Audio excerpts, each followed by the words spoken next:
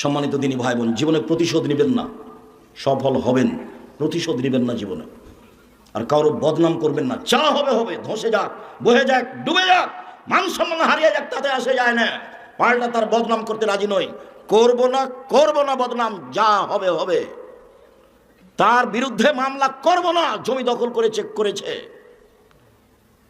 মামলা কারো বিরুদ্ধে করে মানুষকে জেল হাজত দিয়ে 1 মিনিটের জন্য আমি বাঁচতে রাজি নই। সম্মানিত দিনী ভাই বোন, শুনুন, কিভাবে ছেলে মেয়েকে জাহান্নাম থেকে বাঁচাবেন, শিক্ষিত কিভাবে করবেন। এবার শুরু হয়ে গেল একসাথে বাপ মা জিম্মেদার। একই ভাষা আল্লাহ রসুলের মুখের, একসাথে মাও জিম্মেদার, বাপও জিম্মেদার, বাপও জিম্মেদার, মাও জিম্মেদার, একসাথে একই ভাষা। চলেন দেখি কয়েকটা। আবু হুরায়রা রাদিয়াল্লাহু তাআলা আনহু বলেন, রাসূল সাল্লাল্লাহু আলাইহি ওয়াসাল্লাম বলেছেন, কুল্লু মাউলুদিন ইউলাদু আলাল ফিতরা, প্রত্যেকটা ছেলে মেয়ে নিয়ে ইসলামী ধারণ ক্ষমতা নিয়ে জন্মগ্রহণ করে।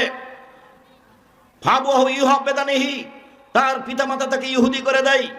ইমাজ্জিসানিহি, তার পিতামাতা তাকে আগুন পূজক করে তোলে। ইনাসরানিহি, তার পিতামাতাকে খ্রিস্টান করে তোলে। প্রত্যেকটা ছেলে 5 ওয়াক্ত সালাত আদায় করতে পারবে, করলো না কেন?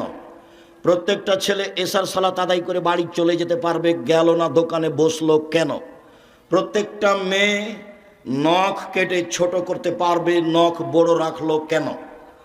নখে নেইল পালিশ লাগালো কেন? ইহুদি খ্রিস্টানদের পতিতালয়ের মেয়েরা নখে নেইল পালিশ দেয়।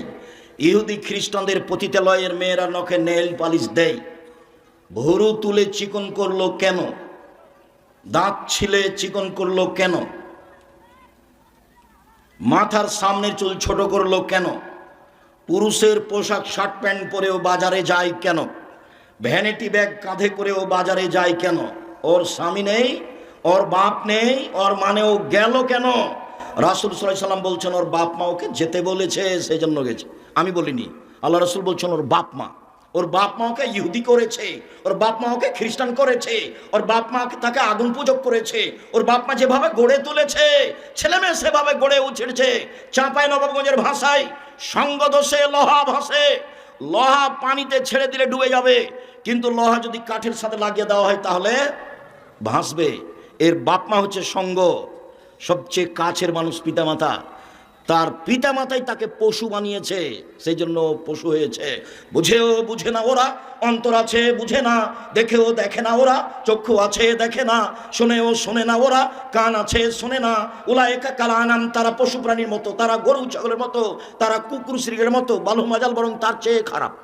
ভ্যানিটি ব্যাগ হাতে করে চলে গেলো বাজারে আপনার মেয়ে, তখনও সে পশু প্রাণী নয়, তখনও সে গরু ছাগল নয়, তখনও সে কুকুর শ্রীগাল নয়। তো কাকে আল্লাহ এ কথা বললেন?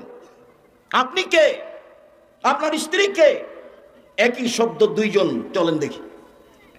আব্দুল্লাহ ইবনে ওমর রাদিয়াল্লাহু তাআলা আনহু বলেন, রাসূল সাল্লাল্লাহু আলাইহি ওয়াসাল্লাম বললেন, আর রাজুলু রাইন ফি আহলি বাইতিহি ওয়া হুয়া মাসউলুন আন রায়াতিহি, যে বাড়ির মালিক, ছেলে মেয়ের বাপ, স্ত্রীর স্বামী, তাকে তার ছেলে মেয়ে সম্পর্কে বিচারের মাঠে জবাব দিতে হবে। জবাবে পরাজয় হলে জাহান্নাম হবে। তাহাজ্জুদ দিয়ে বিচারের মাঠে টিকতে পারবে না স্বামী স্ত্রী। ওয়াল মারআতু রাইয়া ফি বাইতি যাওজিহা ওয়া ওয়ালাদিহি, স্ত্রী স্বামীর বাড়িতে ছেলে মেয়ের জন্য দায়িত্বশীলা। বিচারের মাঠে তাকে তার দায়িত্ব সম্পর্কে জিজ্ঞাসা করা হবে। এই মা যদি বিচারের মাঠে জবাব দিতে না পারে, তাহলে এই মা তাহাজ্জুদ দিয়ে বিচারের মাঠে টিকতে পারবে না, ফলাফল খারাপ হবে। হাদিস বুখারী মুসলিম। আগেরটা ছিল বুখারী মুসলিম, এটাও বুখারী মুসলিম। চলেন 3। আবু হুরায়রা রাদিয়াল্লাহু তাআলা আনহু বলেন, রাসূল সাল্লাল্লাহু আলাইহি সাল্লাম বলেছেন, কুল্লু নাফসিন মিন ইবনি আদম সাইয়্যিদ, আদম সন্তান সবাই কর্তা, তাকে জবাবদিহি হতে হবে। ও রাজুলু রাইন রাজুলু সাইয়্যিদুন ফি বাইতি আহলিহি, স্বামী পিতা এই বাড়িতে কর্তা, তার কর্তৃত্ব সম্পর্কে জবাবদিহি হতে হবে। ওয়াল মারআতু রাইয়া ফি বাইতি যাওজিহা ওয়াল মারআতু সাইয়্যিদা ফি বাইতি যাওজিহা ওয়া ওয়ালাদিহি, স্ত্রী ছেলে মেয়ের মা, কর্ত্রী বিচারের মাঠে তাকে তার কর্তৃত্ব সম্পর্কে জিজ্ঞাসা করা হবে। শুনুন, নিজের কাজ করে যে তাকে বলে কর্মী, অপরের কাজ দেখে যে তাকে বলে কর্তা। আপনি 5 ওয়াক্ত সালাত আদায় করলেন, আপনি কর্মী। আপনার ছেলে মেয়েকে সালাত আদায়ের জন্য বললেন, তখন আপনি কর্তা। আপনার স্ত্রী নিজে সালাত আদায় করলো, তখনও মহিলা কর্ত্রী। ছেলে মেয়েকে ঘুম থেকে উঠালো, সালাতের জন্য বলল, বলে দিল, আম্মু পেশাবখানায় ঢোকার সময় দোয়া পড়ে ঢোকবা, ওঠার সময় দোয়া পড়ে আসবা, ডান হাতে গিলাস ধরবা, ডান হাতে বদনা ধরে বাম হাতে পানি খরচ করবা, পানি খরচ শেষ হয়ে গেলে সাবান দিয়ে মাটি দিয়ে হাত মেচে নিবা। এইটা হলো মা, এখনো হলো কর্ত্রী। নিজের কাজ করে যে তাকে বলে কর্মী, অপরের কাজ দেখে যে তাকে বলে কর্তা। দেখি আপনার স্ত্রী বাড়িতে কি কর্ত্রী আর আপনি কি কর্তা। আপনার স্ত্রী বাড়িতে কি করে? ভালো করে রান্না করতে পারে, সেই জন্য আপনি খুশি। আর আপনি একটা ভালো চাকরি পেয়েছেন, সেই জন্য আপনিও খুশি। আর ও ব্যাংকে চাকরি পেয়েছে, সেজন্য লোন নিয়েছে, লোন নিয়ে আমনরাতে বা রহনপুরে বাড়ি করেছে 5 তলা, সবাই খুশি। ওই বাপ কি জানে যে ওর জানাজা হবে না? জানাজাই বাতিল। লোন নিয়ে যে বাড়ি করেছে, ওর জানাজা হবে না। রাসূল সাল্লাল্লাহু আলাইহি সাল্লাম সালাতে সালাম ফিরার পূর্বে একটা দোয়া পড়তেন, আল্লাহুম্মা ইন্নী আউযু বিকা মিন আযাবি জাহান্নাম, আউযু বিকা মিন আযাবিল কবর, আউযু বিকা মিন ফিতনাতিল মাসিহিদ দাজ্জাল, আউযু বিকা মিন ফিতনাতিল মাহি ওয়াল মামাত, আল্লাহুম্মা ইন্নী আউযু বিকা মিনাল মা'সাম ওয়াল মাগরাম। তোমার কাছে বাঁচতে চাই বড় পাপ হতে, তোমার কাছে বাঁচতে চাই ঋণ কর্য হতে, আল মা'সাম ওয়াল মাগরাম। তোমার কাছে বাঁচতে চাই বড় পাপ হতে, তোমার কাছে বাঁচতে চাই ঋণ কর্য হতে।